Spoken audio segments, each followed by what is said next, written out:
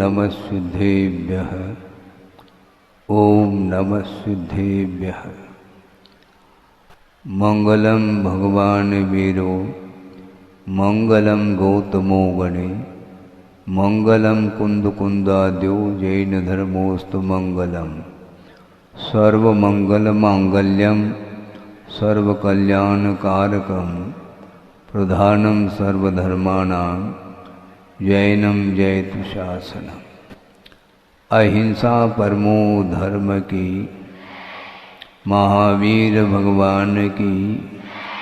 प्रातः स्मरणी परम पूजाचार्य गुरुवर श्री विद्यासागर जी मुनि महाराज की जय।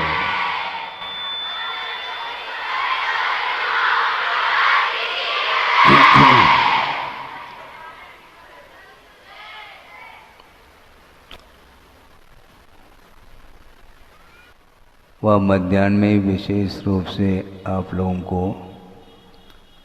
सुनने को मिलेगा। अभी संक्षेप में कुछ विषय रखना चाहते हैं कि प्रधानम सर्वधर्माणां जैनम जयतु शासनम, ऐसा कहा मंगलाचरण में। समस्त धर्मों में यह प्रधानभूत धर्म है, ऐसा कहा है। कि इसलिए कहा है अपने अपने गुणधर्मों को लिए हुए पदार्थ देखने में आते हैं, उनका अपना अपना स्वतंत्र अस्तित्व हुआ करता है। किंतु उन सभी धर्मों में प्रधान यदि कोई धर्म है वह जैन धर्म है, ऐसा कहा है। इसको प्रधानता क्यों दी है, एक विषय चिंतनीय विषय इसलिए है, अपने अपने गुणधर्मों को लेकर के सारे सारे पदार्थ हैं, किंतु प्राप्त करने योग्य, ग्रहण करने योग्य जो तत्व है वहाँ तक पहुँचाने वाला जैन धर्म हुआ करता है। संसारी प्राणी बहुत सारी इच्छाओं को लेकर के चलता है। उन इच्छाओं की पूर्ति भगवान के द्वारा होती है क्या? बहुत बड़ा प्रश्न है। कई लोगों की धारणा हो सकती है कि भगवान हमारे लिए कुछ देते हैं। भगवान न देते हैं न लेते हैं। ये लेन देन जो है ना, ये संसार का स्वरूप सामने आता है। कुछ देना फिर बाद में लेना। दुकान आप लोग खोल देते हैं, फिर पहले क्या करता है दुकानदार? पहला देता नहीं, वो एक हाथ से पहला ले लेता है, फिर बाद में देने का भाव रखता है। और समय पर देवे ये भी नियम नहीं है, लेकिन फिर भी उसको ये भरोसा नहीं है ग्राहक के ऊपर, इसलिए वह सोचता है कि पहले वह ग्राहक जो लेकर के आया है, क्या लेकर के आया? दाम लेकर के आया है। वो क्या चाहता है उसके अनुरूप ही वह देता है। क्वांटिटी और क्वालिटी को ध्यान में रखते हुए दुकानदार बहुत कुशल होता है।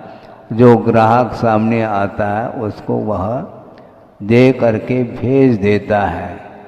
किंतु प्रभु हमारे लिए क्या देते हैं, इसको बहुत ध्यान से समझने की आवश्यकता है। अच्छे अच्छे व्यक्तियों की धारणाएं हो सकती हैं कि भगवान हमारे लिए देते हैं, वो देते नहीं। उनकी उपासना करने से हमें सब कुछ प्राप्त हो जाता है। जो व्यक्ति जितने आस्था और समर्पण की भाव के साथ प्रभु की और गुरु की आराधना करने में वह रत हो जाता है, उसी प्रकार उसे पुण्य का अर्जन भी होता है और अर्जित पुण्य का जब उदय आता है उस समय वह माला माल हो जाता है। ये बहुत बड़ा निमित्त नैमित्तिक संबंध है, क्योंकि प्रभु के चरणों में गए बिना किसी का कल्याण न हुआ है न होगा। और आप लोग क्या करने के लिए उपस्थित हैं? कल्याण करने के लिए आए हैं, क्या कुछ और उद्देश्य को लेकर के आए हैं? हम छात्रों के लिए पूछना चाहते हैं। हाँ, कल्याण के लिए एक स्वर में बोल रहे हैं सभी छात्राएं, हम कल्याण करने के लिए आए हैं और कल्याण करने के लिए ही शिक्षा दी जा रही है इन बहनों के द्वारा। ये ध्यान रखो, इस प्रकार की बहनें आपको अन्यत्र नहीं मिल पाएंगी। ये भी उतना ही सत्य है, क्योंकि सत्य को स्वीकारना बहुत कठिन होता है। हर व्यक्ति सत्य को एक्सेप्ट नहीं करता, किंतु अपने अपने कुछ भावों को लेकर के आता है। किंतु गुरुदेव के आशीर्वाद से और उनका यह पुरुषार्थ का प्रतिफल सामने देखने को मिल रहा है। और दूसरी बात यह है, बुंदेलखंड की कहावत हमें वह स्मरण में आ रहा है कि हाथ कंगन को आरसी की क्या आवश्यकता है? यही है ना? कोई गलत तो नहीं बोल रहा? हाँ, हाथ में कंगन है और उसको देखने के लिए आईना ले आओ, ये गलत सिद्ध होता है। उसी प्रकार जो कुछ भी गुरुदेव ने विश्व के लिए दिया है वह सामने देखने को मिल रहा है, और मैं भी उस दृश्य को देख करके आनंद का अनुभव कर रहा हूँ। शायद संभव है आप लोगों से भी मुझे ज्यादा आनंद आ रहा है।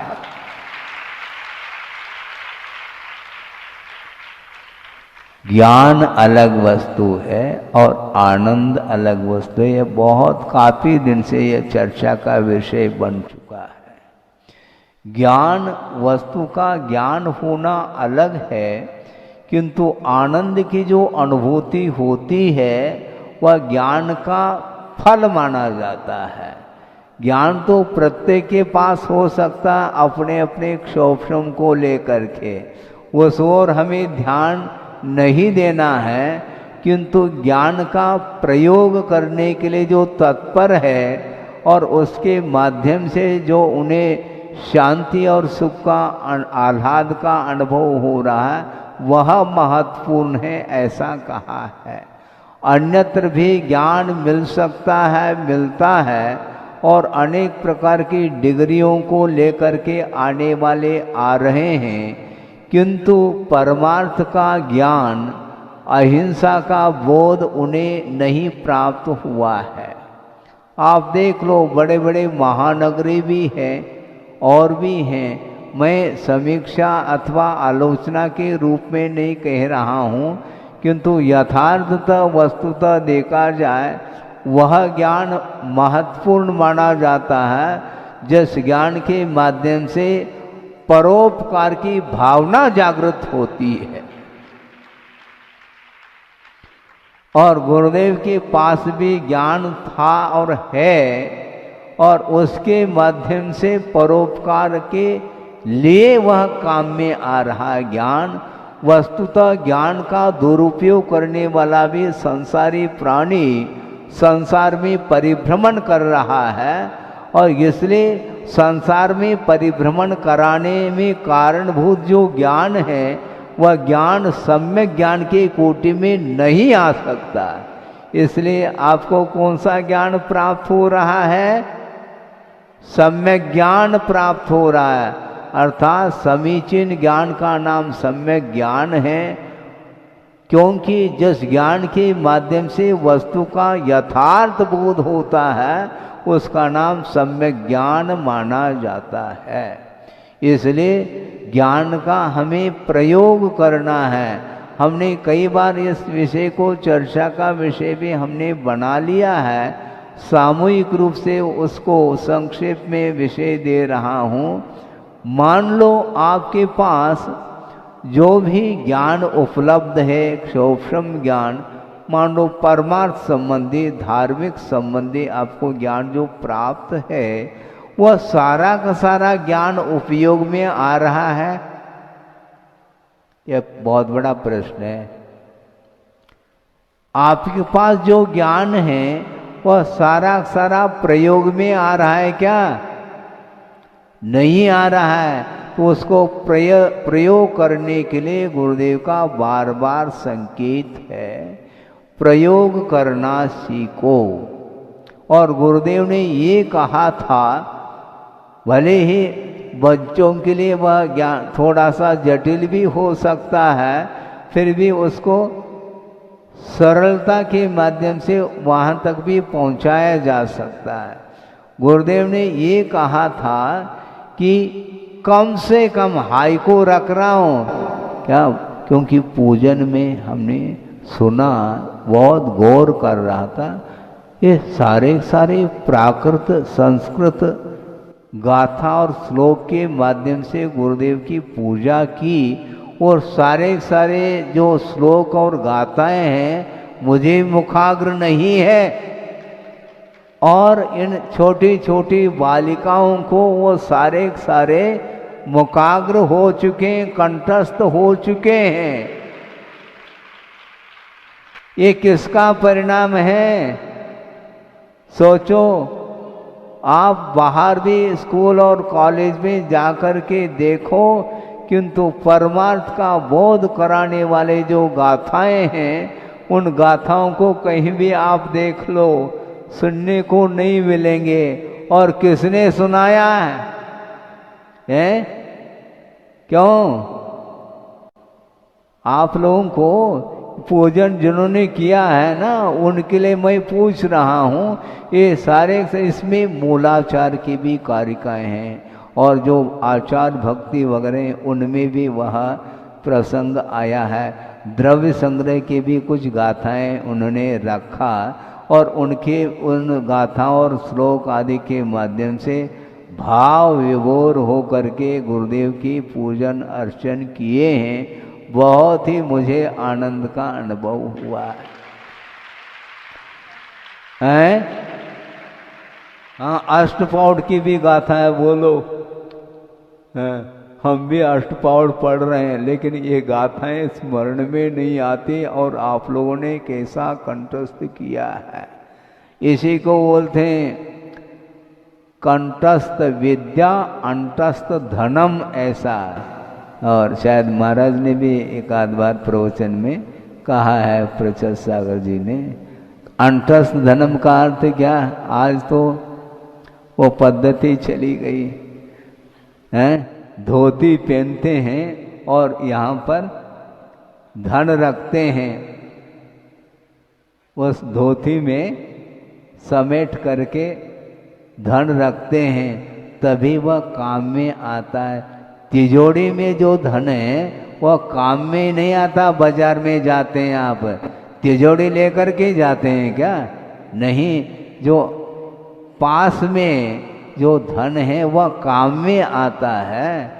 उसी प्रकार ये सारे सारे गाथाएं और श्लोक कंठस्थ करके बड़े समर्पण भाव और आस्था के साथ गुरुदेव की उपासना की है।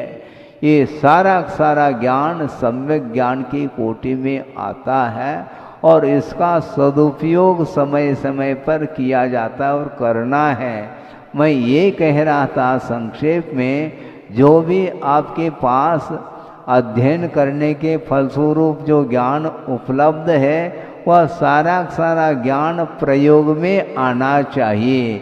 और जिस समय ये ज्ञान प्रयोग में आने लग जाएगा तो तनावपूर्ण स्थिति नहीं रहेगी। बहुत टेंशन फ्री हो करके आप प्रभु की और गुरु की आराधना कर सकते हैं, क्योंकि वर्तमान में ये बहुत विकल्प आता रहता है।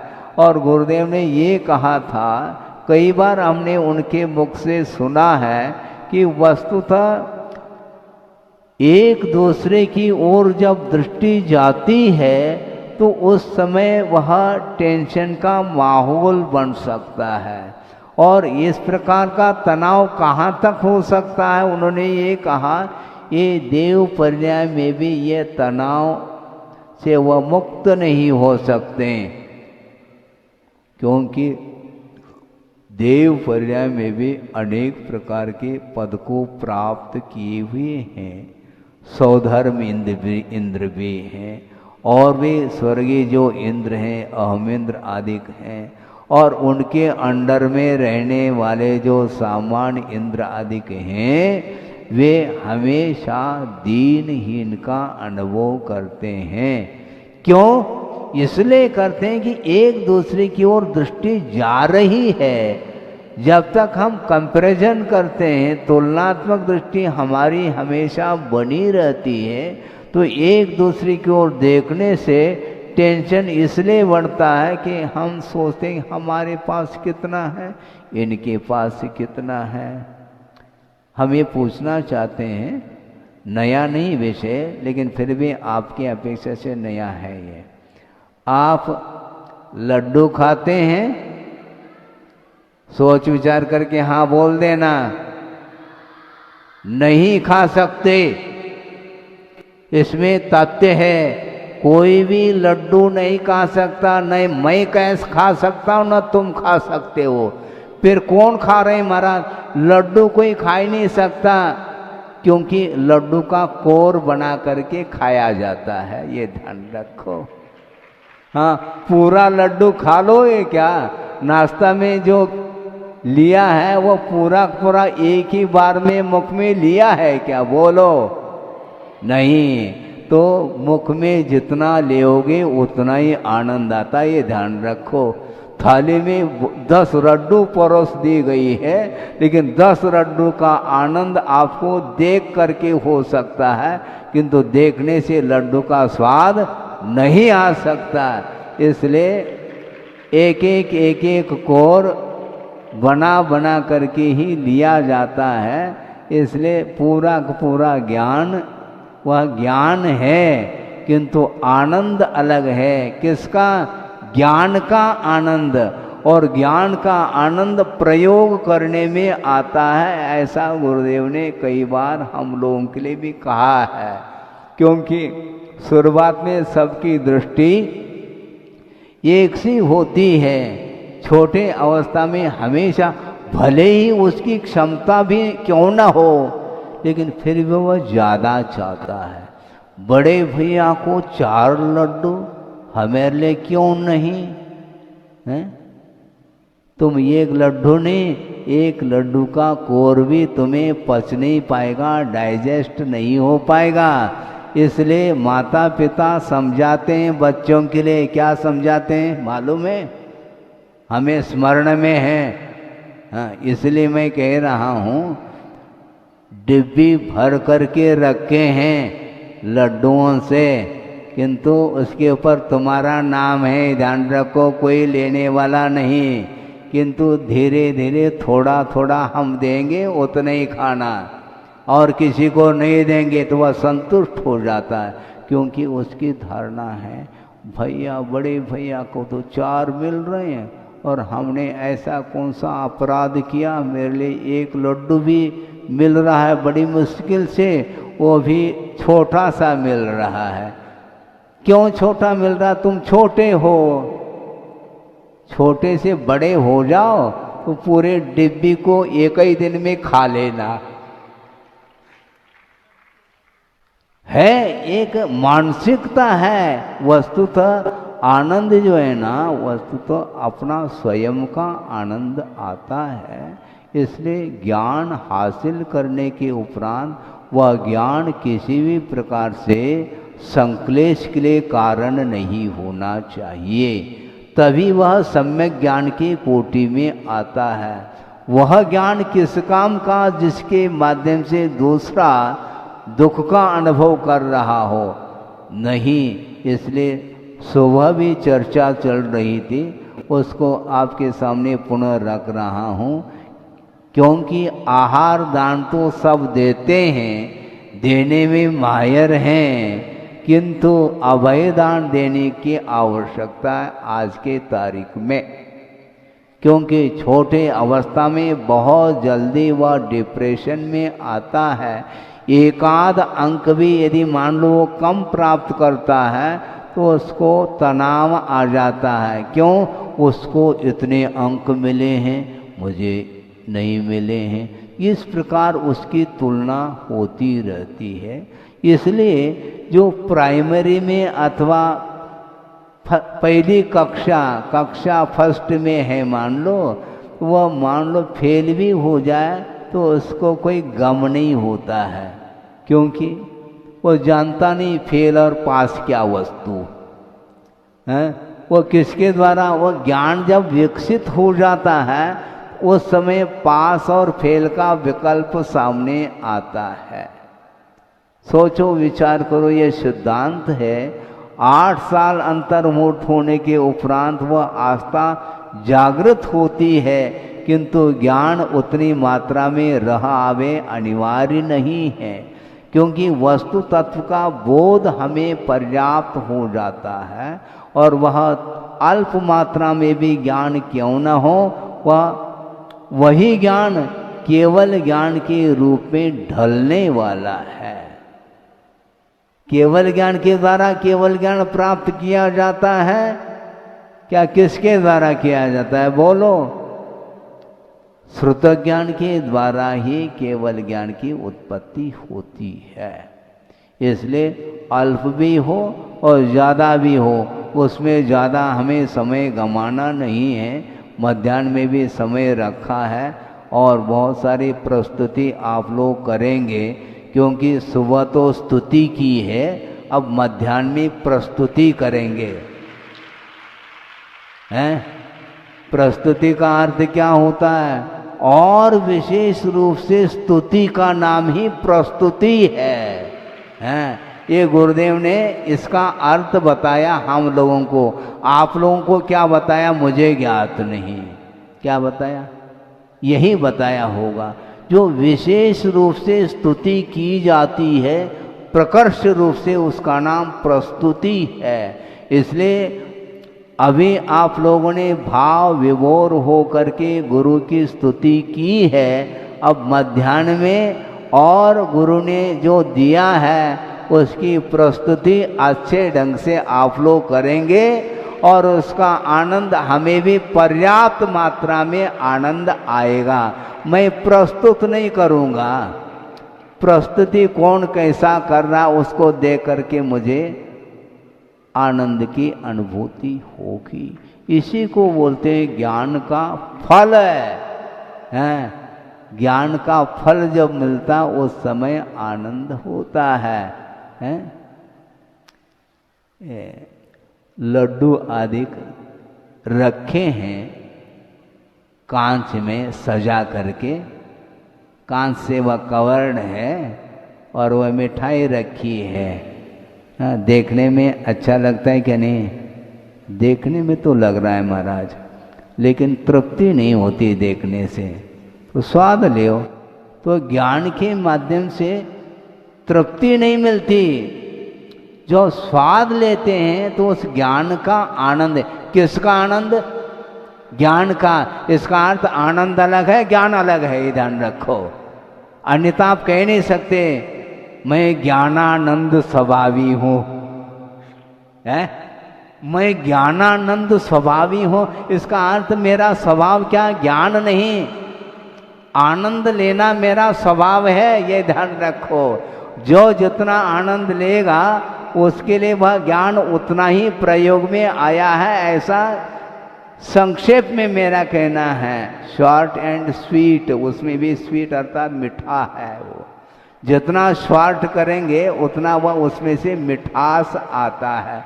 ज़्यादा आप विस्तार करेंगे तो टालियां बजती हैं बंद करने के लिए। इसलिए सार गर्वित आप रखे हैं, विषय को रखते हैं, कितने भी वह कला में संपन्न क्यों ना हो, यदि मान लो निबंध पढ़ रहा है तो उसके लिए अंक कम मिलते हैं, और जो शॉर्ट में संक्षेप में पूरी बात को वह रखता है टू दी पॉइंट में, वस्तुतः वही विशेष रूप से अंक लेकर के आता है। इसलिए आप लोग प्रस्तुति करो और मैं गुरु की स्तुति करता रहूँगा मध्याह्न में। अहिंसा परमो धर्म की जय। लगभग पर्युषण पर्व और यहाँ पर वर्षायु की स्थापना और निरंतर धर्म की आराधना करने की इच्छुक मुमुक्षु भव्य जीव भी प्रतिदिन आकर के धर्म का लाभ ले रहे हैं, और आप ही ले रहे हैं ऐसा नहीं, क्योंकि स्वाध्याय के माध्यम से धर्म का लाभ मुझे भी हो रहा है।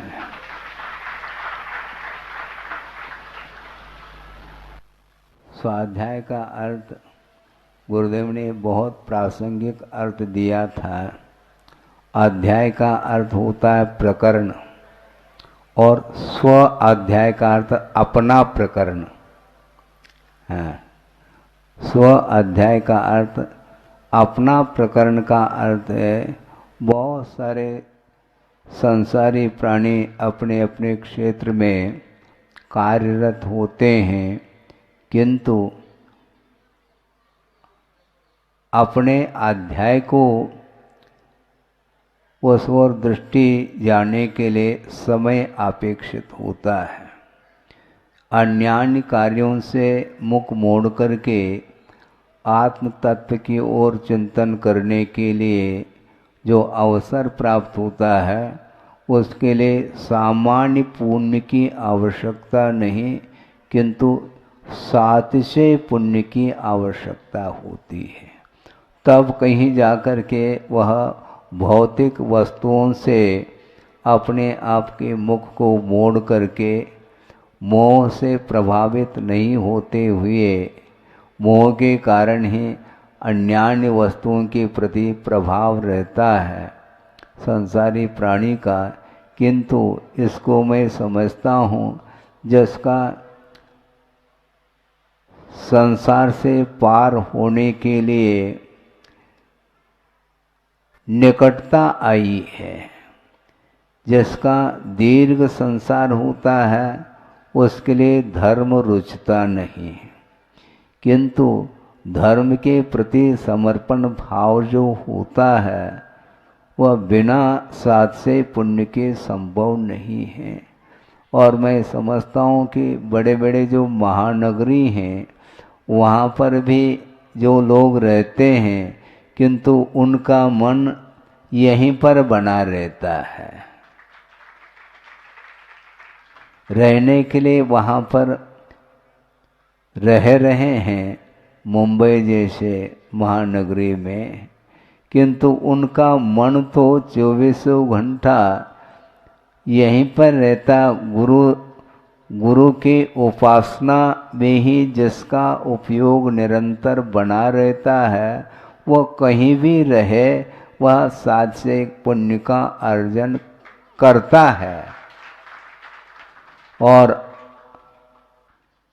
व्यावहारिक कुछ ऐसी क्रियाएं होती हैं उनको करना पड़ता है, उनका भाव बिल्कुल उस ओर नहीं है, तभी वह साथ से पुण्य का अर्जन कर सकता और करता है।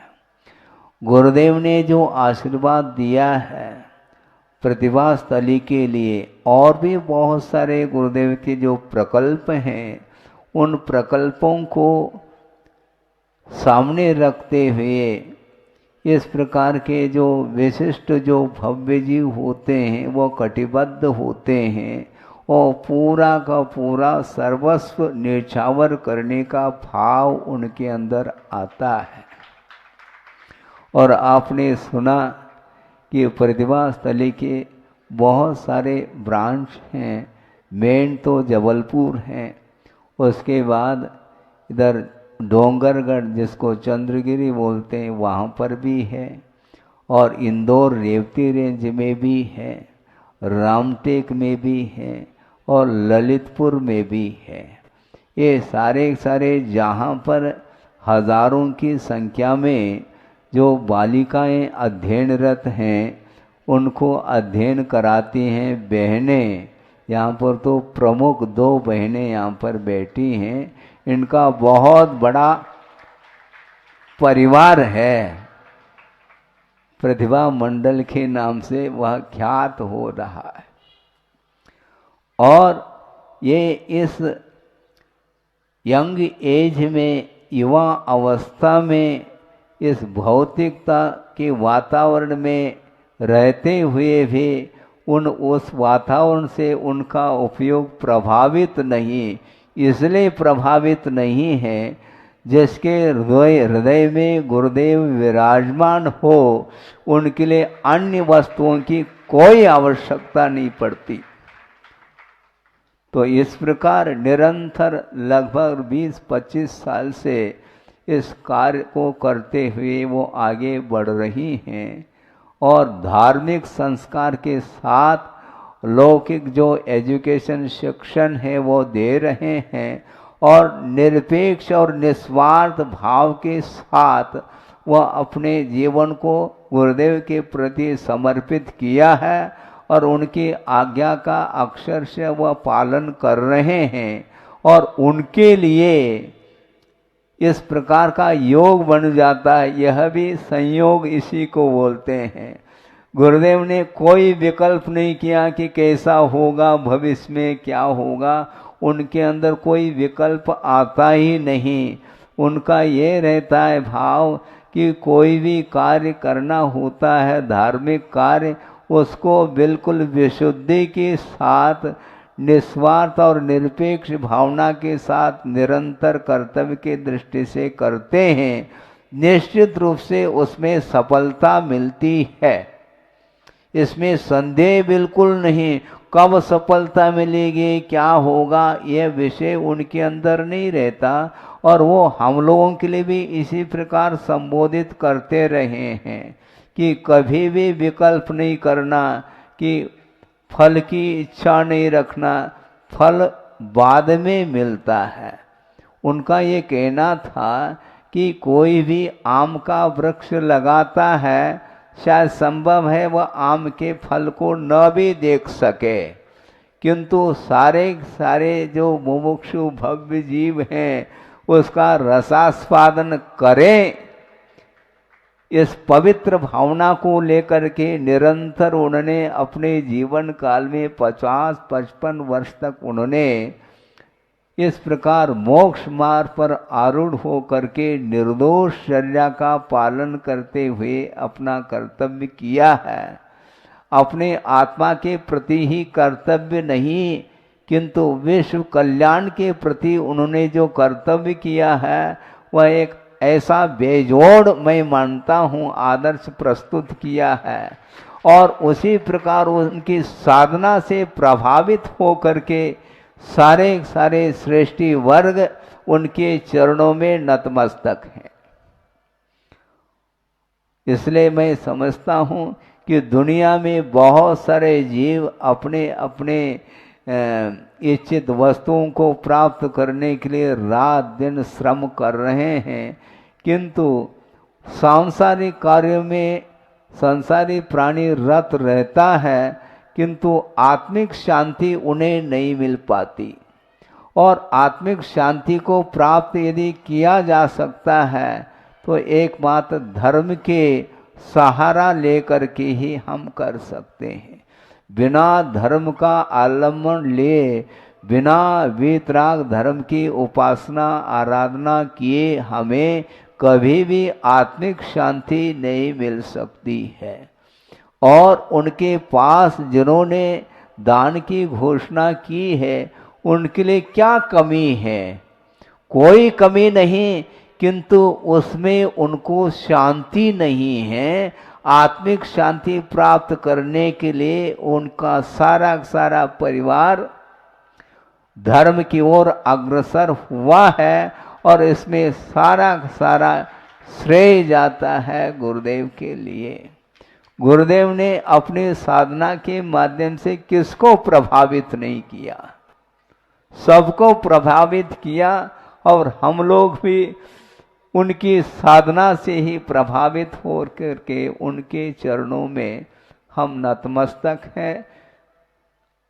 भले ही वर्तमान में गुरुदेव हमारे सामने नहीं हैं, किंतु प्रत्येक व्यक्ति के हृदय में वो विराजमान हैं, इसलिए वो हमारे बीच में अभी भी विद्यमान हैं, ऐसा हमें महसूस होता है। बिल्कुल सही बात है, क्योंकि यह परिणमन है, उसको रोका नहीं जा सकता। गुरुदेव का बार बार हम लोगों के लिए भी यही संबोधन रहा है कि देखो कभी भी यह शरीर छूट सकता है। इसके छूटने से हमें कोई गम नहीं, ऐसा उनका कहना है। हमें तो गम अभी भी है, किंतु उनका ये कहना था कि देखो तीर्थंकर भी क्यों न हो, शरीर का परिणमन रुकेगा नहीं। यद्यपि तीर्थंकर जन्म लेते हैं और उनका अकाल मरण नहीं होता, किंतु मरण उनका भी होता है, जिसको पंडित मरण की संज्ञा दी है। क्योंकि आयु कर्म के आश्रित ही जीवन चलता है और आयु कर्म का अवसान हो जाता है तो अन्यत्र जाना पड़ता है। किंतु उसी भव से जो मुक्त होते हैं, निर्वाण को प्राप्त करते हैं, उनके लिए पंडित मरण की संज्ञा दी है। इसलिए गुरुदेव का बार बार संकेत हम लोगों के लिए रहता था कि हमेशा सावधान रहिएगा, सावधान रहेंगे तभी हमारा कल्याण हो सकता है।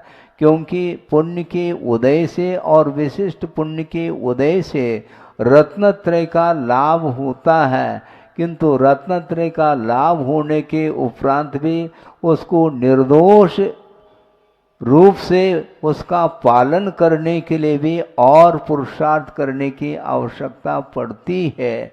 तो इस प्रकार उनके जीवन में हमने उनके चरणों में रह करके निरंतर इस प्रकार के देशना को हमने पाई है और यहाँ तक आ पाए हैं। और उन्होंने सबके लिए कर्तव्य का बोध दिया है। उनका ये कहना है कोई भी व्रत छोटे और बड़े नहीं हुआ करते हैं, अपने अपने शक्ति के अनुरूप सभी व्रत महान ही हुआ करते हैं। क्योंकि सिलेबस के अनुरूप जो विषय रहता है वह जटिल तो रहता ही है, तभी तो वह मेहनत करके उसमें उत्तीर्ण हो पाता है। उसी प्रकार यहाँ पर ऐसे ऐसे भी व्यक्ति आए हैं गुरुदेव के चरणों में। उस समय भी हमने इनको देखा था और अभी भी देख रहा हूँ कि ऐसा लगता है कि वो पूरी तरह से संसार को छोड़ करके जल्दी से जल्दी मैं कब मोक्ष को प्राप्त करूं, इस प्रकार की भावना को लेकर के वो बैठे हैं। मैं तो उनकी ओर देख रहा हूं, किंतु उनकी दृष्टि हमेशा नीचे की ओर रहती है। इसी को बोलते हैं स्वाध्याय। स्वाध्याय का अर्थ अपना प्रकरण। बहुत सारे प्रकरण होते हैं सांसारिक, उन सभी को गौण करके आत्मदृष्टि रखना, आत्मा की ओर ध्यान देना, ये बहुत पुरुषार्थ के माध्यम से ये होता है और हो रहा है। और आपने सुना है ये जितने भी प्रतिभास्थली हैं उनको और ऊपर उठाने के लिए पूरी तरह से समर्पित है। और ललितपुर में जो प्रतिभा स्थली खोली है उसमें एक भवन का निर्माण या विद्यालय का निर्माण, हाँ विद्यालय का निर्माण करने का भाव उन्होंने व्यक्त किया है। और उनका ये कहना है उसमें जो भी व्यय होगा वो हम अपने तरफ से उसको पूर्ण करेंगे, इस प्रकार भाव उन्होंने व्यक्त किए हैं। इसको बोलते हैं धर्म के प्रति निष्ठा। धर्म के प्रति निष्ठा के बिना मोह का क्षय नहीं हुआ करता, और मोह को कम करने का जो पुरुषार्थ है वह हर व्यक्ति कर भी नहीं सकता, क्योंकि पुण्य के उदय से संपदा मिल सकती है, वैभव मिल सकता है, किंतु उस वैभव का, उस संपदा का उपयोग धार्मिक क्षेत्र में करने के लिए जो भाव होते हैं वे अत्यंत पवित्र भाव होते हैं, ये ध्यान रखें। और इन पवित्र भावों के माध्यम से उन्होंने आत्म कल्याण करने का भाव किया है। और आचार्य कहते हैं इसके माध्यम से परंपरा से मुक्ति निश्चित रूप से मिलती है। और वर्तमान में इस कलिकाल में, पंचम काल में किसी को मुक्ति नहीं मिलेगी। घबराओ नहीं, चाहे वह श्रमण हो चाहे श्रावक हो, अपनी साधना के माध्यम से वह स्वर्ग को ही प्राप्त करेगा, क्योंकि मोक्ष मार्ग, मोक्ष को प्राप्त करने के लिए जो और विशेष जो है साधना की आवश्यकता पड़ती है वह साधना वर्तमान में संभव नहीं है, किंतु वहाँ तक पहुँचने के लिए जो भूमिका है संस्कार के अपेक्षा से वह वर्तमान में मोक्ष मार्ग है जिस पर हम चल रहे हैं। किंतु गुरुदेव का बार बार ये कहना रहता है ये प्रारंभिक भूमिका है मोक्ष मार्ग की, अभी बहुत दूर तक चलना है। मोक्ष मार्ग को तय करने के लिए हमें चतुर्थ काल में पैदा हो करके विशिष्ट मोक्ष मार्ग की सामग्री को प्राप्त करके और उसका सदुपयोग करते हुए जाएंगे तो निश्चित रूप से हमें मोक्ष का लाभ हो सकता है। इसलिए हमें ध्यान लक्ष्य जो है मोक्ष को प्राप्त करने का होना चाहिए, क्योंकि आचार्य कहते हैं तत् भवे किम शरणम जत सुरिंदान दी सदे विलवो हरिहर बम्बा दिया काले न ये कवलिया जथ। जो संसार में बड़े बड़े पद पर आसीन जो लोग हैं उनका भी अवसान देखने में आता है। हाँ, जत सुरिंदान दीसदे विलवो, सुरेंद्र का भी विलय देखने में आता है। जो इंद्र हैं, देवेंद्र जिसको बोलते हैं, असुरेंद्र बोलते हैं अथवा सुरेंद्र बोलते हैं, उनका भी अवसान देखने में आता है। जो सौधर्म इंद्र अथवा अहमेंद्र सागरोपम आयु तक जहाँ पर विलासता का अनुभव जिसने किया है, किंतु आयु कर्म का अंत तो अनिवार्य है और उसका विलय हो जाता है। इसको बोलते हैं संसार का स्वरूप। और संसार के स्वरूप को जिसने जान लिया, पढ़ लिया, अनुभव कर लिया तो उसको वैराग्य हुए बिना रहता नहीं। इसलिए वस्तुतः अविनश्वर कोई पदार्थ है तो अशुद्ध परमात्म तत्व है, उसको प्राप्त करने के लिए निरंतर प्रयत्न करते हैं। और तीर्थंकर भी उसी भव से जिन्हें निर्वाण की प्राप्ति होगी और तीर्थ के संचालक होंगे, धर्म तीर्थ की वो कर्ता माने जाते हैं, मोक्ष मार्ग के नेता माने जाते हैं। किंतु वो नेता तो हम बाद में बनेंगे,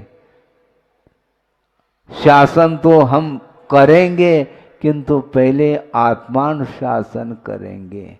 अपने आत्मा को जो हमेशा यत्र तत्र उसका उपयोग जाता रहता है, जिसके माध्यम से मोह का ही संचय होता है, कर्म का संचय होता है।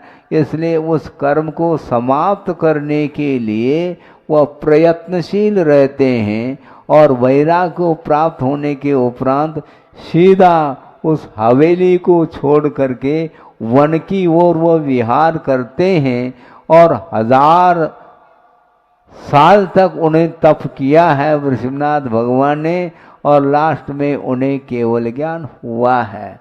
और केवल ज्ञान जो हुआ है उसके बाद ही विश्व का कल्याण उन्होंने किया है। पहले कल्याण करने का भाव नहीं था, ऐसा नहीं। षोडश कारण भावनाओं के माध्यम से तीर्थंकर प्रकृति का जो उन्होंने बंद किया है, उसी का एक प्रतिफल है, परिणाम है। असंख्यात जीवों का कल्याण उनके निमित्त से हो रहा है। 100 शरण में असंख्य देवी देवताएं आ जाते हैं, जिन्हें सम्यक की उत्पत्ति हो जाती है।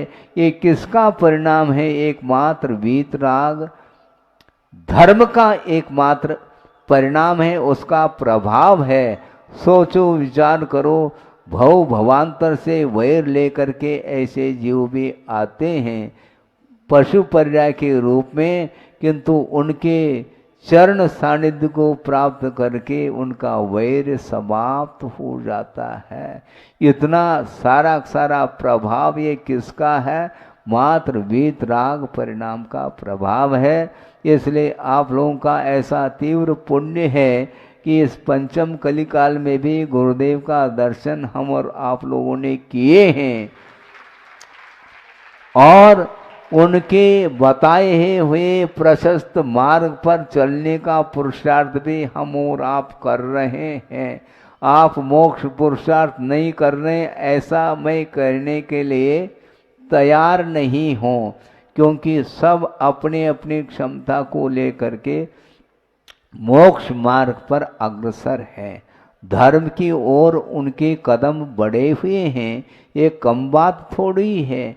यही आगे जा कर के आत्म कल्याण करने के लिए पुण्य को संचित किया गया है। पुण्य को जो आप संचय कर रहे हैं, भविष्य में पूरा डिपॉजिट होगा। है, आप फिक्स डिपॉजिट भी करते हैं बैंक वगैरह में, तो उसका अर्थ क्या? उसमें जो ब्याज जो आता है वो मूल से भी ज़्यादा लगता है हमें। हाँ, ये स्थिति है उसकी। ये इसको बोलते हैं पुण्य का संचय। इसी ढंग से इस मोक्ष मार्ग में भी पुण्य का संचय कितना हो रहा है हम कह नहीं सकते। और पुण्य के फल की ओर जिसकी दृष्टि जाएगी वह पुण्य का संचय नहीं कर पाएगा। यदि कर भी लेगा तो वह अच्छी क्वालिटी का पुण्य का संचय वह नहीं कर पाता है। इसलिए भोगों की आकांक्षा के बिना जो पुण्य का संचय करता है वह भवांतर में भी वह पुण्य काम में आता है और अति शीघ्र वह मोक्ष का वह पात्र बन जाता है। आपका समय हो गया है। इसी प्रकार गुरुदेव ने जो भी विश्व कल्याण के निमित्त को लेकर के प्रकल्प दिए हैं, उन प्रकल्पों को आप लोगों के द्वारा ही इसको पूर्ण करना है। केवल हम बैठे हैं उस प्रकल्पों को देखने के लिए, दर्शक बन करके बैठे, ये ध्यान रखो। क्योंकि गुरुदेव ने जो दिया है वो कौन कर सकता है? अपने पास है? हंस रहे हैं आप लोग। अपने पास कुछ है? सुनो, मैं कह रहा हूं, क्योंकि सबको छोड़ दिया है। अब छोड़ दिया है तो अब हम कुछ कर नहीं पाएंगे, किंतु गुरुदेव कहते हैं जो छोड़ना चाहता है उसके लिए अनुमति प्रदान कर देना चाहिए। क्योंकि अनुमोदन के माध्यम से बहुत विशिष्ट पुण्य का संचय होता है। आप लोग धर्म की आराधना करने के लिए आगे बढ़ रहे हैं, उसकी अनुमोदना हम मन से, वचन से, काय से, कृत से, कारित से, अनुमोदन से करते हैं समर्थन। क्योंकि धर्म पर आरूढ़ होने वाला व्यक्ति कभी भी धर्म का समर्थन न करे ऐसा संभव नहीं है। इसलिए आप जो भी यथाशक्ति कर रहे हैं बिल्कुल ओवर है, मैं समझता हूँ। आप अपने आप को छोटे नहीं समझो, क्योंकि भगवान की दृष्टि में सब एक हैं। क्योंकि यही तो नई विवक्षा है। वस्तुतः प्रत्येक जीव के अंदर प्रभुत्व शक्ति छिपी हुई है और उसको उद्घाटित करने के लिए ही आचार्यों का बार बार उपदेश रहता है कि कभी भी अपने आप को हतोत्साहित नहीं होना, किंतु उत्साह के साथ जितना बन सके यथाशक्ति आप करें और उसके माध्यम से ही पुण्य संचित होगा और भविष्य में जा कर के वह निर्वाण के लिए कारण बनता है। इसलिए जो वर्तमान में सौधर्मेंद्रादिक जो बड़े बड़े इंद्र पद पर आसीन हैं, अहमेंद्रादिक जो हैं, उनका विगत जो जीवन है वह रत्नत्रय के आराधना के साथ व्यतीत हुआ है। फलस्वरूप उस ऊंचाई तक वह पहुँचे हैं, किंतु आगे और ऊंचाई तक पहुंचना है, मोक्ष प्राप्त करना है। निश्चित रूप से वहाँ से इस धरती पर अवतरित हो करके वो एक भाव से मुक्त होने वाले भी देव होते हैं, जिसको सर्वासिद्धि के देव बोलते हैं।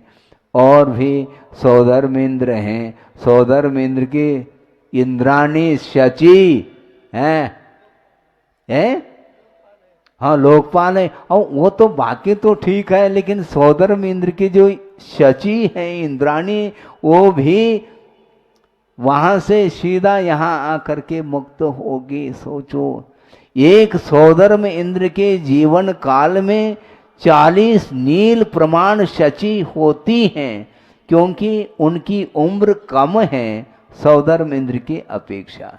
सौधर्म इंद्र का जो उनकी जो आयु है वह 2 सागर प्रमाण है, तो उनकी जो शची हैं उनकी पल्योपम आयु होती हैं। मुझे स्मरण नहीं है कि कितनी पल की आई, जहाँ तक 5 पल की हो, हाँ 5 पल की बता रहे महाराज, 5 पल की आयु है। और एक सागर में कितने पल्य होते हैं? 10 कोड़ा कोड़ी आधा पल्य का एक सागर होता है।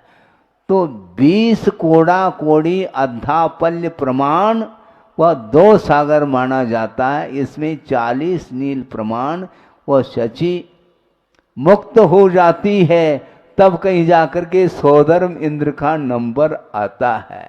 सोचो, विचार करो। कहने के लिए तो वो स्त्री पर्याय को उसने प्राप्त कर लिया, ये बात अलग है, किंतु अन्य जो देवांगनाएं हैं उनकी अपेक्षा से बहुत ऐसे पुण्य का संचय किया है कि अब एक ही भव लेकर के वो मुक्त होगी। इस प्रकार संसार में बहुत सारे ऐसे भी मुमुक्षु भव्य जीव हैं जो अपने आत्म तत्व को समझ करके पंच परमेष्टि के आराधना के माध्यम से अपने जीवन को उन्नति की ओर ले जाते हैं, ले जा रहे हैं और आगे भी इसी प्रकार मोक्ष पथ पर आरूढ़ होकर के अपना उत्थान करेंगे। संक्षेप में हमारा इतना ही कहना है कि आप लोगों ने जो धर्म लाभ लिया है, आराधना की है, धर्म की आराधना, यह भव भव तक यह आपकी यह की हुई आराधना ये साथ जाएगी। सारा का सारा यहीं पर धरा रह जाता है, यहाँ तक कि शरीर भी यहीं पर रह जाता है, किंतु आत्म तत्व पहुँच जाता है दूसरे पर्याय को धारण करने के लिए। किंतु उस आत्म तत्व के साथ कौन जाता है? धर्म ही साथ जाने वाला है। इसलिए यो धरती उत्तमे सुखे स धर्म, ऐसा कहा। जो संसारी प्राणी को संसार रूपी गर्त से ऊपर उठा करके जो उत्तम सुख अर्थात मोक्ष सुख में जो स्थापित करता है उसका नाम धर्म कहा है। उस प्रकार के धर्म की आराधना करने के लिए यह पर्याय मिली है और इस मनुष्य पर्याय को सार्थक करने के लिए आप लोग कटिबद्ध है। इसी प्रकार आगे भी आपके भीतर और भी जो कुछ जहाँ तक आप पहुँचे हैं वहाँ से भी और भी आगे आपकी गति हो और विकास निरंतर बना रहे, उसके माध्यम से ही संसार से ऊपर उठने के लिए आप लोगों के भीतर वह जागृति और वह शक्ति प्राप्त हो। इस पवित्र भावना के साथ अहिंसा परमो धर्म की जय। चतुर्गति रूप संसार में संसारी प्राणी अपने अपने परिणामों के अनुरूप कर्म का बंध कर लेता है और उसका फल भोगने के लिए अन्यत्र वह चला जाता है। और चार गतियों में एक मनुष्य गति एक ऐसी है जहाँ से सब जगह रास्ते खुले हैं। जैसे आप लोग जनसंघ बोलते हैं ना, हाँ। सब जगह रास्ते खुले का अर्थ ये है कि मनुष्य मर करके पुनः मनुष्य पर्याय को भी प्राप्त कर लेता है, कर सकता है। मनुष्य गति से तिर्यंच पर्याय को भी प्राप्त कर सकता है। देव गति और नर गति को भी प्राप्त कर सकता है और चाहें तो मोक्ष को भी प्राप्त कर सकता है। लेकिन चाहने से आप लोग ताली तो बजा रहे हैं, किंतु चाहने से मुक्ति नहीं मिलती है, इसको भी लिख करके रखो। चाहने से इच्छा के माध्यम से सांसारिक संपदा तो फिर भी मिल सकती है पुण्य के उदय में, किंतु मोक्ष को प्राप्त करने के लिए आप सब लोग आतुर हैं। किंतु जहाँ से आप आए हैं अपने अपने वाहनों के माध्यम से, उन वाहनों का मुख किधर है हम पूछना चाहते हैं। जहाँ से आए हैं उधर ही वाहन का मुख पहले से ही खड़ा करके रखा है। इससे स्पष्ट है आप चाहते तो मुक्ति, किंतु अपने अपने जहाँ से आप आए हैं वहीं पर जाने का संकल्प आपका है। रिटर्न जो टिकट जो है ना पहले से रिजर्वेशन हो जाता है और आराम के साथ आप पहुँच जाते हैं वहाँ पर। अर्थ ये है कि केवल चाहना अलग वस्तु, किंतु जिस वस्तु को हमें प्राप्त करना है उसी रास्ते से उसी दिशा की ओर मुड़ना पड़ता है। रास्ता एक है, दिशाएं दो हैं। दिशाएं चार भी हो सकती हैं, 400 भी हो सकती हैं, किंतु रास्ता तो एक ही है। जैसे यहाँ से एक रास्ता गया है, मान लो यहाँ से बंडा के लिए गया है और बंडा में बैठेंगे तो खजुराहो के लिए रास्ता है।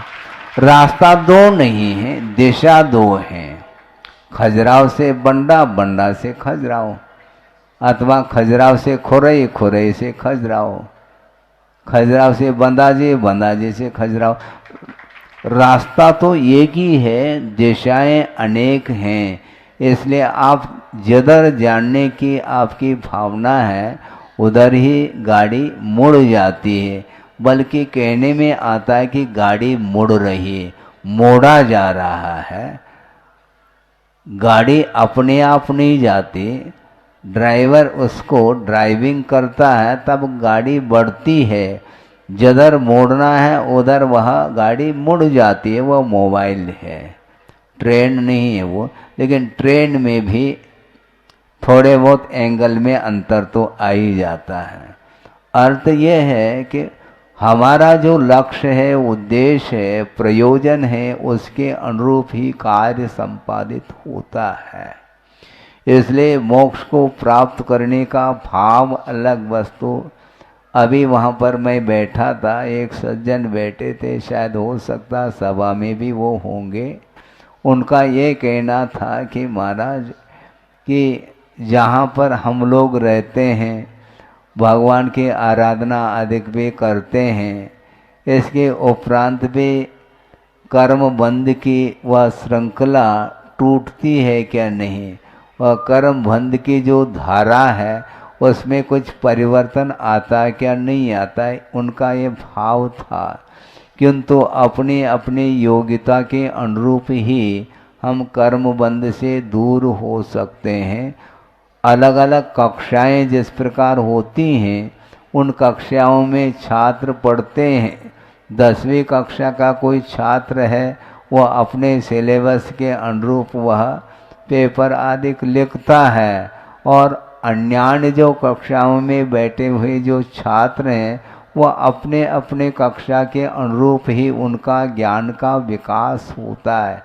कक्षाएं अलग हैं, कक्षा एक हो सकती है और ये कक्षा में अनेक छात्र अध्ययनरत होते हैं, किंतु एकाध ही छात्र मेरिट में आ जाता है और सारे छात्र मेरिट में नहीं आते हैं। जबकि उसी कक्षा में कोई सेकंड पोजीशन में आ जाता है, कोई थर्ड पोजीशन में आ जाता है, कोई पासिंग मार्क लेकर के आता है और बिल्कुल कोई एक मेरिट में आ रहा है।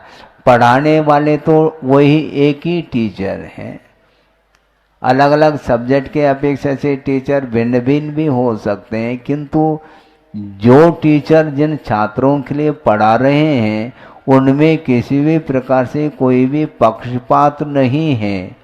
पढ़ाई सबकी हो रही है, किंतु सबका पुरुषार्थ अलग अलग किस्म का होता है।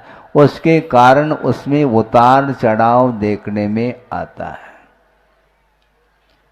पुरुषार्थ आपका जिस क्वालिटी का होगा उसी के अनुरूप आपके लिए अंक मिलेंगे। कुछ दिन पूर्व में भी कुछ IAS IPS जिसको आप लोग जो भी बोलते हैं, हमें कोई जानकारी नहीं है, सुन करके हमें थोड़ा सा याद हो जाता है, क्योंकि वह सिलेबस में है ही नहीं। अपने सिलेबस में हम क्या कर सकते हैं।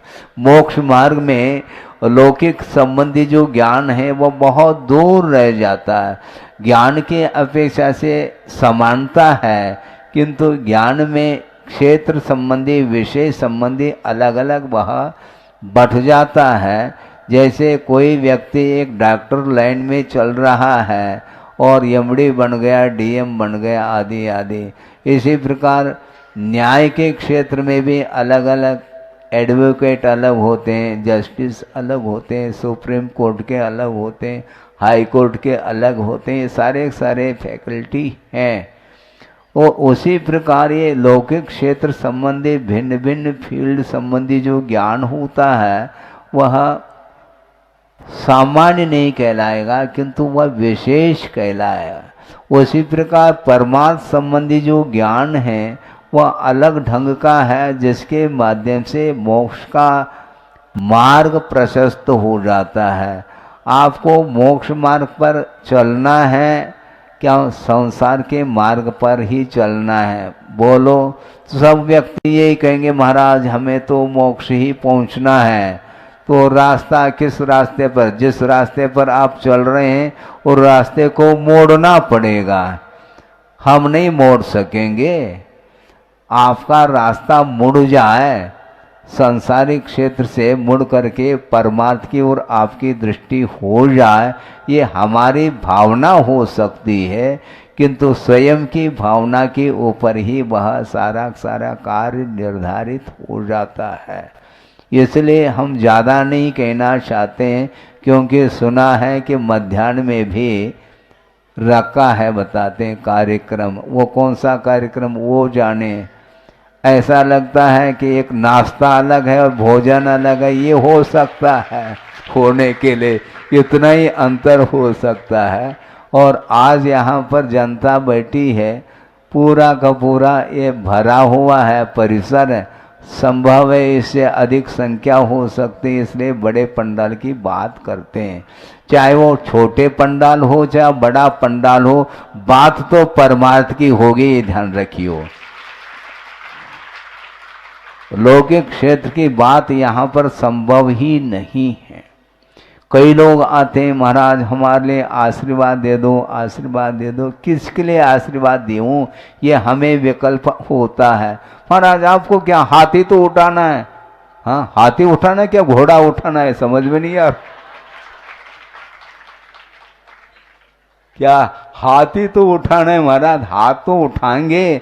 समस्या ये है हमारे सामने कि आप किसके लिए आशीर्वाद मांगना चाहते हैं। दुकान मकान फैक्ट्री इत्यादि को लेकर के आप यदि मान लो आशीर्वाद चाहेंगे तो उसकी पूर्ति तो भगवान भी नहीं कर पाएंगे, ये ध्यान रखो। क्योंकि भगवान इसलिए आशीर्वाद नहीं देते क्योंकि वो स्वयं संसार से पार हो गए हैं और दूसरे को संसार में बने रहने के लिए वो आशीर्वाद देंगे क्या? संभव नहीं। वो मोक्ष मार्ग पर प्रशस्त जो मार्ग बना हुआ है उस पर कोई आरूढ़ होना चाहता है, उसके लिए तो भगवान भी आशीर्वाद दे सकते हैं, वैसे देते नहीं हैं। इसके उपरांत भी उनकी आराधना करने से हमारा कार्य संपादित होता है, किंतु मोक्ष मार्ग संबंधी कार्य को संपादित करना है तो भगवान के चरणों में जाने की आवश्यकता है। यहाँ पर इसके अलावा और कोई भी बात नहीं होगी। समझने के लिए मान लो किसी को लोहा खरीदना है और वह यदि मान लो कपड़े के दुकान में पहुंच जाए तो वहां पर मिलेगा क्या? मिलता है?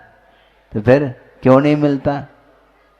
अलग अलग है दुकान, अलग अलग दुकान है, तो वहां पर जिस दुकान में आप जाना चाहो उस दुकान में वही चीज मिलेगी जिस संबंधी वह दुकान खुली है।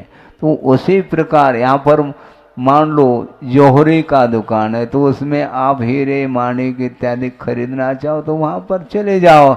ऐसा थोड़ी कि पान की दुकान में चले जाओ तो हमें माणिक चाहिए मोती चाहिए कह दो तो मिल जाए। हैं पूरा वो अपने पान का दुकान जो है ना,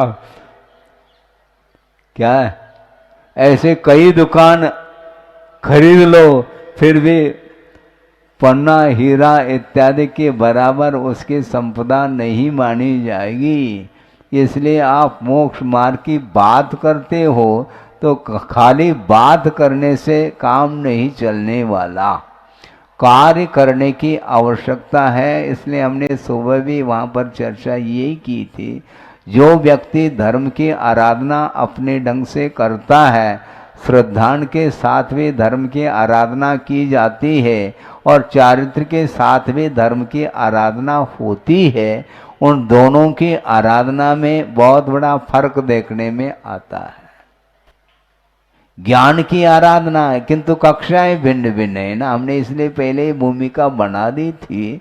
एक नर्सरी में है LKG UKG, पता नहीं कौन कौन सी KG, हम KG का अर्थ किलो समझते थे जब मुझे ज्ञान नहीं था। इधर आकर के KG, हमने सोचा KG का अर्थ किलोग्राम होता है, ये KG का अर्थ क्या? नहीं महाराज, KG का अर्थ ये कक्षा की ही एक बात आती है। पहले प्रथम कक्षा के पूर्व में भूमिका के रूप में जो ज्ञान दिया जाता है उसी को इस प्रकार के संज्ञा नामकरण किया जाता है। ये नर्सरी अलग है, LKG UKG सब अलग है। उसके बाद फिर फर्स्ट में आ जाता है, फर्स्ट नंबर में नहीं आता, फर्स्ट कक्षा में आया, ये ध्यान रखो। उसके बाद दूसरी तीसरी आदि कक्षाएं पार करता करता चला जाता है, तब कहीं जा कर के वह अपने अपने फील्ड का ज्ञान प्राप्त कर लेता है। इसलिए मोक्ष मार्ग संबंधी ज्ञान प्राप्त करने के लिए यूनिवर्सिटी कॉलेज आदि की कोई आवश्यकता नहीं है, क्योंकि सांसारिक संबंधी ज्ञान प्राप्त करने के लिए सारे साधन उपलब्ध है संसार में, किंतु परमार्थ संबंधी ज्ञान को प्राप्त करने के लिए आपको समय सार भी पढ़ने की आवश्यकता नहीं है, ध्यान रखो। हाँ, क्योंकि समय सार में जो बात लिखी है वही बात अन्य ग्रंथों में भी वह मिल सकता है, वह विषय मिल सकता है, क्योंकि भेद विज्ञान होने की आवश्यकता है। वहाँ पर भेद विज्ञान की चर्चा कर रहे थे कोई, महाराज भेद विज्ञान होने के उपरांत फिर कर्म बंध कैसा होता होगा? कर्म बंद होना बंद हो जाए ऐसा नहीं बंद होता। भेद विज्ञान का अर्थ है प्रत्येक वस्तु के स्वरूप संबंधी जो ज्ञान हो जाता है। भेद का अर्थ विभाजन होता है, जैसे समझने के लिए फल रखे गए हैं बाजार में, सब्जी मंडी, आदमी गला मंडी में नहीं तो आप वहाँ पर फल खरीदना हो तो संभव नहीं।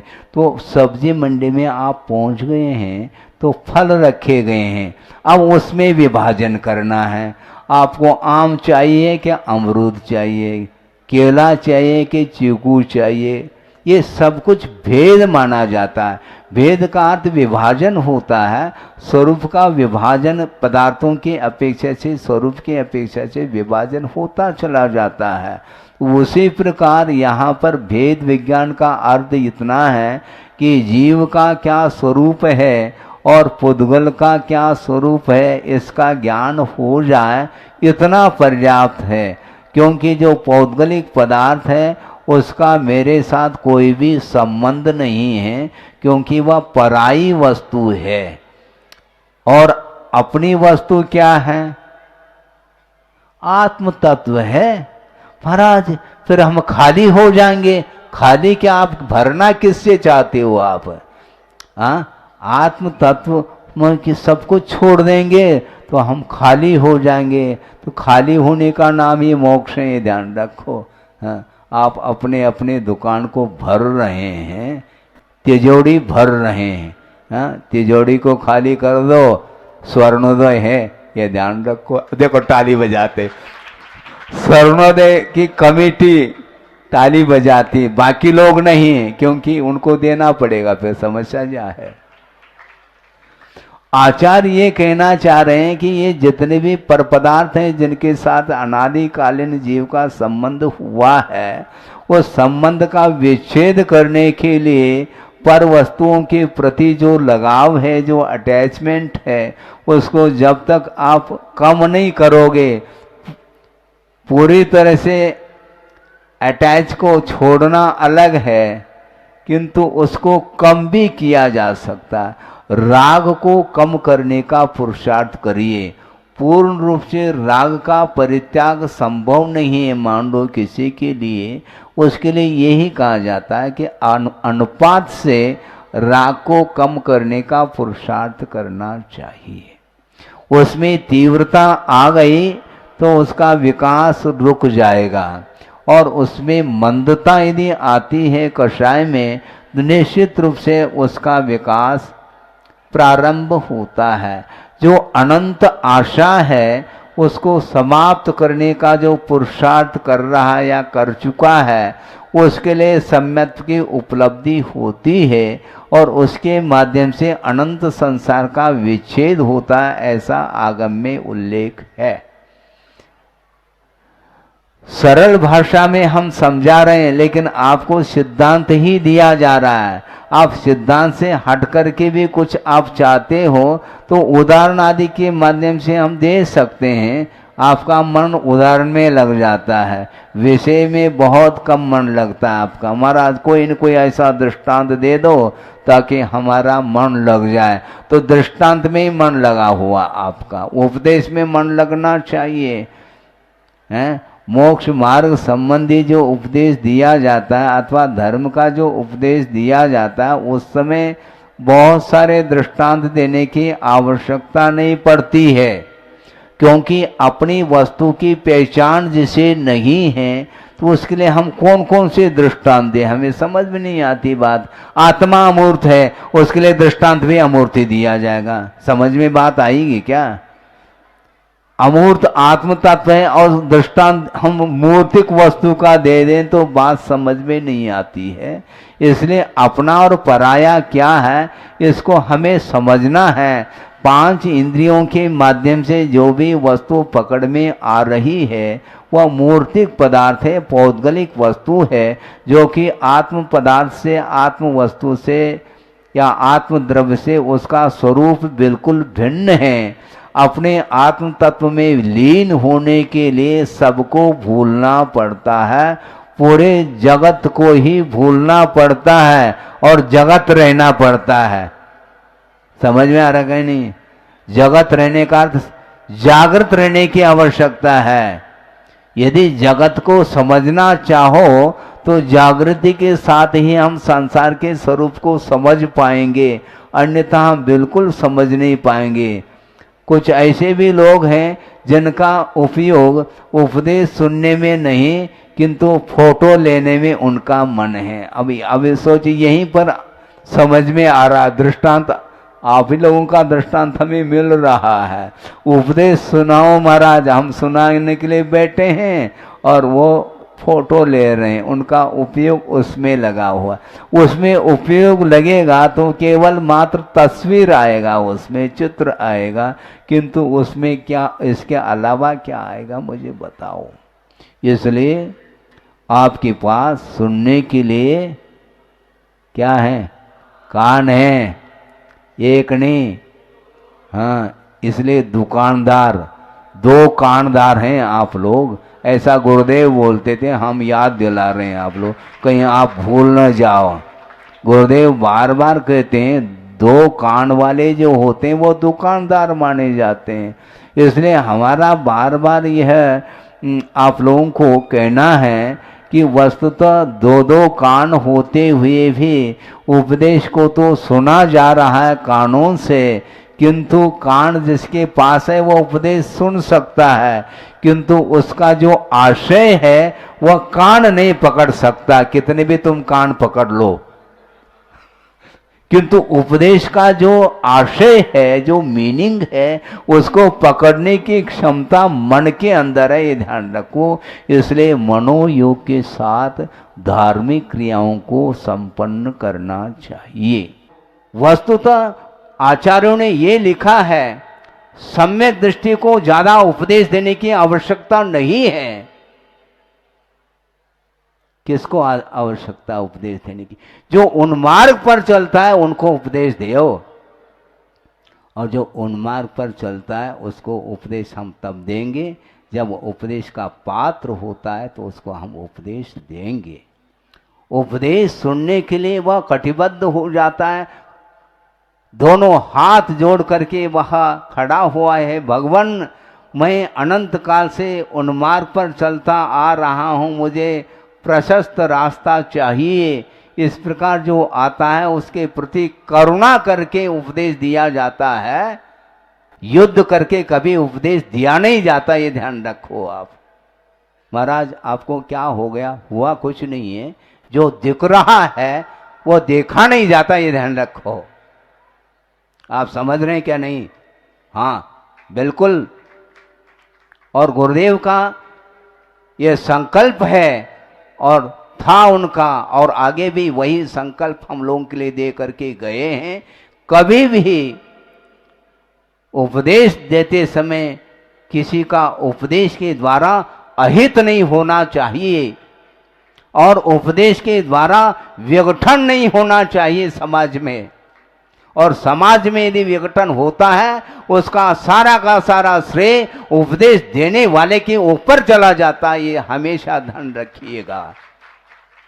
और आज मीडिया का जमाना है, अनेक प्रकार के चैनल चल रहे हैं, और जिनवाणी भी चैनल है, और चैनल के माध्यम से जिनवाणी का प्रचार प्रसार जो किया जा रहा है वह आगम के अनुरूप होना चाहिए, अन्यथा बहुत जल्दी वह धर्म में, समाज में विघटन निश्चित रूप से आएगा। वस्तुतः हो क्या रहा है, आगम का अध्ययन कोई करता नहीं। मान लो उपदेश देने वालों के माध्यम से यदि मान लो जो श्रोतागण हैं उनकी थोड़ी बहुत प्रशंसा कर लेते हैं तो उस ओर होता चला जाता है, इसका नाम प्रशंसा थोड़ी है। आचार्य महाराज ने ये कहा था कि वस्तुतः प्रशंसा भी जहर का काम कर सकता है। हाँ, अति प्रशंसा के माध्यम से व्यक्ति को अपनी ओर आकर्षित करने का जो एक भाव है वह वस्तुतः धर्म की प्रभावना नहीं कहला सकती। धर्म की प्रभावना का अर्थ भगवान ने जो प्रकाशित किया धर्म को, उसको हमें आगे बढ़ाना चाहिए। अपने आप को प्रकाशित होने का जो भाव है वह प्रभावना का अंग नहीं कहला सकता, क्योंकि जनता ज़्यादा है और सारे बैठ करके जनता सुन रही है। और हमारा कर्तव्य है, और गुरुदेव ने जो कर्तव्य हमारे लिए सौंपा है उस कर्तव्य को हमें करना है, और उस कर्तव्य के लिए आप लोगों का योगदान अपेक्षित है।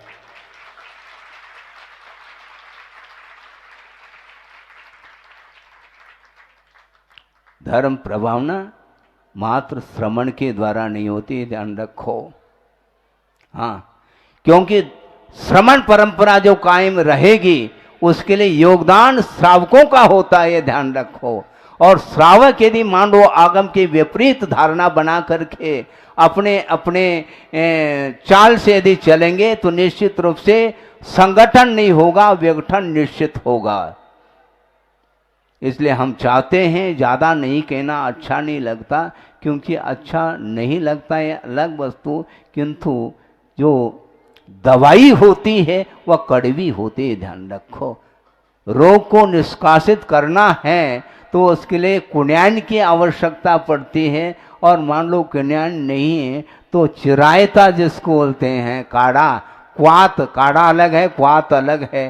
काफ़ी समय तक उसको उबाला जाता है, तब जा कर के उसमें अनेक प्रकार के जो जड़ी बूटी हैं, जो कड़वाहट को लेकर के वो उसका अर्क आ जाता है उसमें, और उसके माध्यम से ज्वर निष्कासित होता है। इसलिए आचार्यों ने ये कहा है, 4 संज्ञाएं हैं संसारी प्राणी के लिए अनादिकाल से लगी हुई हैं, उसके माध्यम से ही वह अपने स्वरूप का बोध उसको हो नहीं पा रहा है। शाश्वत स्वज्ञान विमुखा सागारा विषयोन्मुखा। सागार अर्थात गृहस्थ है जिसके पास 4 प्रकार की संज्ञाएं लगी हुई हैं, आहार, भय और वासना और परिग्रह। इन चारों संज्ञाओं से वह, इन 4 संज्ञा रूपी ज्वर से वह ग्रसित होता चला जा रहा है। इसलिए वह सागार विषयोन्मुखा, विषयों की उन्मुख, विषयों के सम्मुख पहुंचा हुआ है, और वह अपने आत्मज्ञान से विमुख हुआ है। आत्मज्ञान, जिस उपदेश में आत्मा का बोध प्राप्त होता है, जिस उपदेश में रत्नत्रय का बोध प्राप्त होता है, जिस उपदेश में धर्म का स्वरूप ज्ञात होता है, और जिस उपदेश के माध्यम से कषाय का शमन होता है, उसी का नाम वस्तुतः सही मायने में उपदेश माना जाता है। एक हाई को हमने पहले भी रखा था, आज 2 मिनट लेकर के इसको पूर्ण कर रहा हूँ कि गुरुदेव का क्या कहना है, जीवन का उद्देश्य क्या होना चाहिए। जीवन का क्या उद्देश्य होना चाहिए बता रहे हैं, जीवनोद्देश्य जिनादेश पालन अनुपदेश। जीवन का उद्देश्य होना चाहिए जिनेंद्र भगवान के आदेश का पालन, और वो भी बिना उपदेश के आदेश का पालन होना चाहिए। तब वह वस्तुतः वह धर्म के प्रति उसका समर्पण भाव सामने आता है। अपने प्रयोजन को शुद्ध करने के लिए अनेक प्रकार के जो है इसके साथ उनको किन शब्दों में हम व्याख्यायित करें, बहुत कठिन होता है। अपने अपने प्रयोजन को लेकर के वह बहुत अनेक प्रकार के साधनों को अपनाता है। वो साधन वस्तुतः देखा जाए वह साधन नहीं है। हाँ, मोक्ष मार्ग के लिए साधन क्या है? 3 ही साधन है। रत्नत्रय कहा है और कोई रत्न नहीं जोड़ा है, ध्यान रखो। पैसे के माध्यम से, धन संपदा के माध्यम से अपने ओर आकर्षित करने का नाम वस्तुतः धर्म है नहीं, क्योंकि जिस धन के माध्यम से असत्य का पोषण होता है, असत्य को बढ़ावा मिलता है, और जिस धन के माध्यम से सत्य का विनाश होता है, वह वस्तुतः धन नहीं, वह धन किसी काम का नहीं। वस्तुतः उस धन के माध्यम से संसार का ही विकास होता है। इसलिए हमें बहुत शांति के साथ मन लगा करके, मनोयोग के साथ, इसलिए कह रहा हूँ कि बहुत अल्प समय मिला है बंधुओं, धर्म साधन करने के लिए, मान लो कोई 50 साल का हो गया, कोई 70 साल का, 80 साल का हो गया, औसत क्या है जीवन के बारे में आपको ज्ञात है क्या? 60-65 साल 70 साल के हो गए तो अवसान होने को होता है।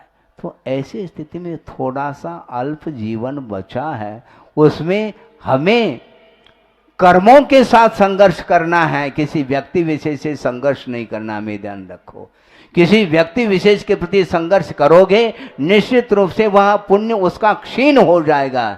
हमें पुण्य को क्षीण नहीं करना, क्योंकि साथ से पुण्य के माध्यम से वस्तुतः मोक्ष मार्ग पर आरूढ़ होने के लिए अवसर मिलता है। सामान्य पुण्य अलग है और वह पुण्य कहलाता पुण्यानुबंधी पुण्य, जिसके माध्यम से मोक्ष मार्ग पर आरूढ़ होने के लिए अवसर प्राप्त होता है। इसलिए शांति के साथ बैठ करके देव शास्त्र गुरु की आराधना करने के लिए निस्वार्थ भाव के साथ कर्म के विच्छेद करने के लिए, संसार का विच्छेद करने के लिए आप बैठ करके 5 मिनट भी स्वाध्याय करते हैं तो आपके स्वाध्याय करने की सार्थकता शुद्ध होती है और वस्तुतः वही सही उपदेश माना जाता है और समीचीन धर्म का स्वरूप भी वही है। जिस धर्म के माध्यम से संसार रूपी गर्त से संसारी प्राणी ऊपर उठ जाता है और वह धर्म कहाँ पर स्थापित करता है? उत्तम सुख अर्थात मोक्ष सुख में स्थापित कराने वाला वह धर्म माना जाता है।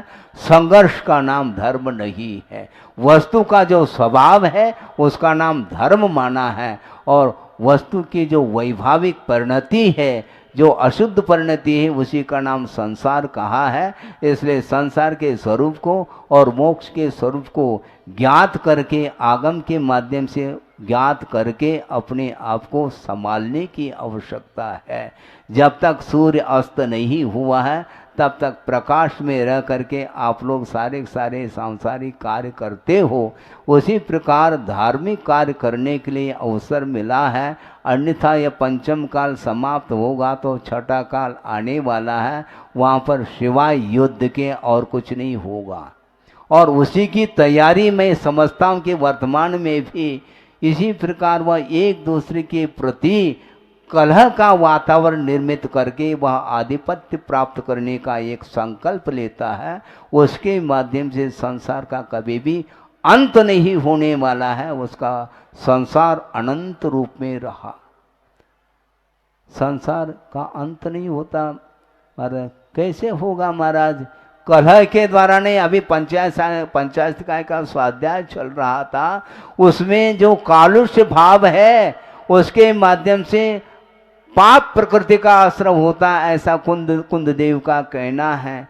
कालुष्य भाव का अर्थ विकृत परिणाम का नाम, वैकारिक परिणाम का नाम ही कालुष्य भाव है। उसके माध्यम से पुण्य का आश्रय भूल जाओ, पाप का ही एकांत रूप से पाप का आश्रय होता है। इसलिए पाप के आश्रय के द्वारा वह संसार का निर्माण करता है संसारी प्राणी। समय आपका हो गया है, मैं सोच रहा था थोड़ा सा नाश्ता के रूप से परोस दूं, किंतु भोजन से भी ज़्यादा हो गया ऐसा लग रहा है मुझे। हाँ बिल्कुल, आप बिल्कुल श्रद्धान और श्रद्धान सामान्य हैं। सामान्य और विशेष में क्या है अंतर है आप पूछ रहे थे। श्रद्धान सामान्य है और समर्पण विशेष है। हाँ, सच्चे देव शास्त्र के प्रति और गुरु के प्रति श्रद्धान रखना अलग, इसके बाद जो समर्पण भाव आता है उसके माध्यम से ही कल्याण होने वाला है। इसलिए सबके पास वही शक्ति है जो प्रभु के पास है या उनकी अभिव्यक्ति हो गई है। इसलिए देव गुरु शास्त्र के प्रति श्रद्धान का भाव जागृत होता है। निश्चित रूप से जो शक्ति है अनंत शक्ति वह उद्घाटित हो सकती है। हो इस पवित्र भावना के साथ। अहिंसा परमो धर्म की जय।